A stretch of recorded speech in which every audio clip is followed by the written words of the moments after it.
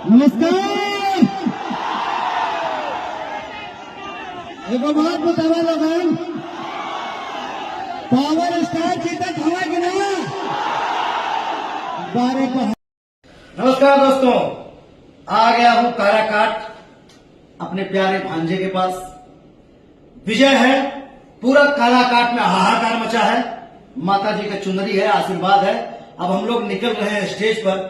पूरा काराकाट में काराकाट की जनता जो शोर मचाई है जिताने के लिए, पूरे भारत में तहलका मचा हुआ है। मैं अयाज भाई और मेरा भगीना, और मैं अपने सारे आवाम से कहना चाहूंगा कि आप लोग जात धर्म से उठ के आप लोग काराकाट के विकास के लिए और इसके सुनहरे अवसर के लिए और लोगों के मुस्तकबिल के लिए बस एक और एक हमारे पवन भाई को विजयी बनाइए। पवन सिंह जिंदाबाद। जिंदाबाद। अब भागना